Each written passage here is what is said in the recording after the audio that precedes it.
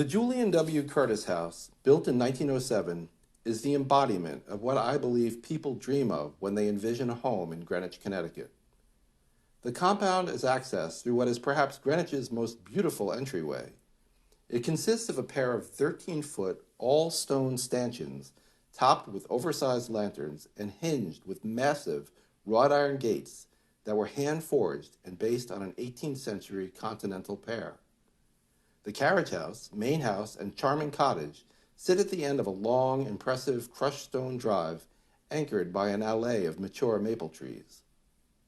This home is a quintessential classic all-American country house, sitting quietly back from the road and centered within 5 park-like level acres.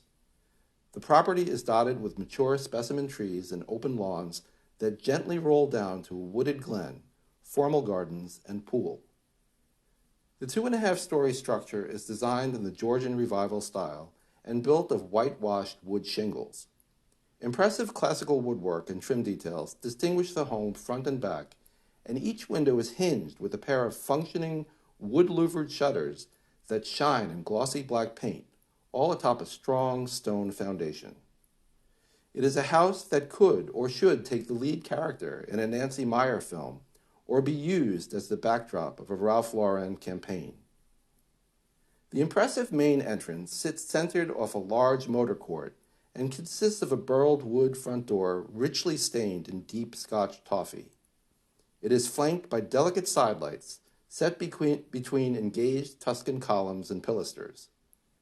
The door is surmounted with a substantial entablature, forming a segmented arched pediment over the door above, which sits a grand arched center stair window.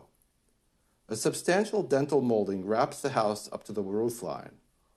All of these details are scaled correctly and are architecturally significant, distinguishing the house from contemporary copies of today. Upon entering the front door, one steps into a gracious black and white marble vestibule, cozily placed under the grand staircase.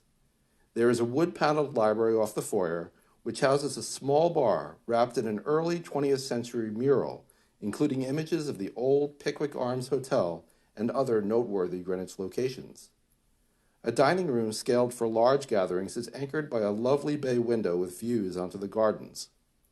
The baronial-sized living room is encased by gorgeous detailed paneling and molding, along with another marble-trimmed fireplace. 2 sets of French doors open onto a large covered porch, enjoying views of the formal gardens and rolling lawn at the back of the property. Along with these main public rooms, there is a large eat-in kitchen, country-style kitchen, and family room with yet another fireplace, small office, 2 powder rooms, 2 coat closets, and what I would call a ladies' lounge that sits in front of the larger powder room. Upstairs, there is a large primary suite, it too with its own fireplace, along with 4 additional bedrooms, most of which have ensuite bathrooms. 2 staff rooms and a large media room are housed within the 3rd floor. Mr. Curtiss was an avid sportsman and civic and business leader. He served as president and chairman of the board of sporting goods manufacturer A.G. Spalding & Brothers.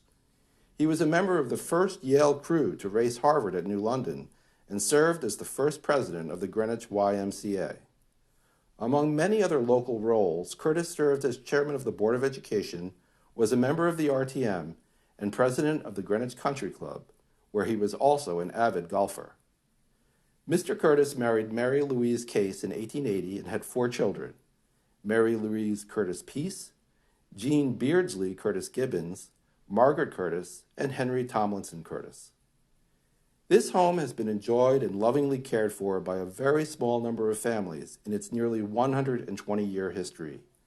It is a home and property that I hope is enjoyed just the way it is for another 120 years to come. 531 Lake Avenue is indeed a grande dame of Greenwich, but it is also a great example of a particular kind of quiet, patrician residence that is nearly extinct today, one that should be noted, honored, and protected.